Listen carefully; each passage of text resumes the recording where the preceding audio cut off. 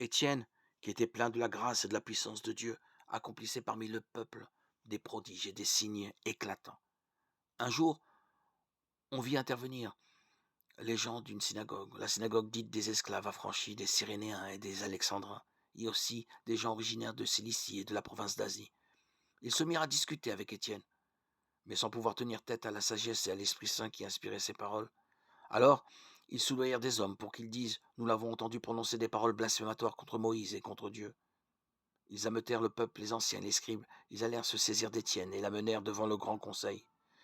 Ils présentèrent de faux témoins qui disaient « Cet individu ne cesse pas de parler contre le lieu saint et contre la loi.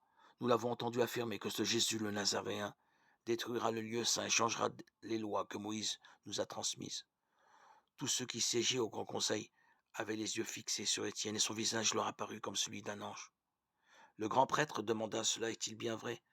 Étienne dit alors « Frère et père, écoutez, Dieu dans sa gloire est apparu à notre père Abraham quand il était en Mésopotamie avant de venir habiter à Haran. Et il lui dit « Pars de ton pays, laisse ta famille et va dans le pays que je te montrerai. » Alors, partant du pays des Chaldéens, il vint habiter à Haran. Et de là, après la mort de son père, Dieu l'envoya habiter dans le pays où vous-même habitez maintenant. Il ne lui en donna rien en partage, pas même de quoi poser le pied.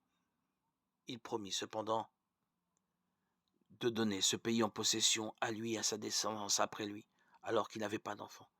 Dieu lui déclara que ses descendants séjourneraient en terre étrangère. On les réduira en esclavage et on les maltraitera pendant 400 ans. Mais la nation dont ils seraient esclaves, moi je la jugerai, dit Dieu, et après cela ils sortiront et ils me rendront un culte en ce lieu. Et il lui donna l'alliance de la circoncision. Alors Abraham engendra Isaac, et il le circoncit le 8e jour. Isaac fit de même pour Jacob, et Jacob pour les 12 patriarches. Les patriarches, jaloux de Joseph, le vendirent pour être mené en Égypte, mais Dieu était avec lui, et il le tira de toutes ses détresses.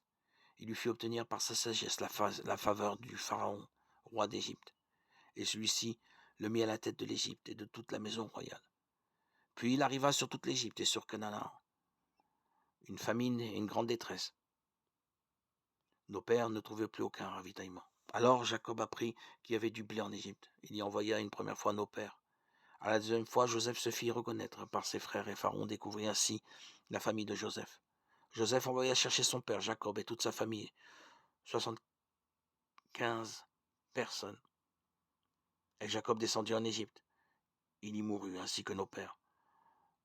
On les transporta à Sichem et on les mit dans le tombeau qu'Abraham avait acheté à prix d'argent au fils d'Émor à Sichem.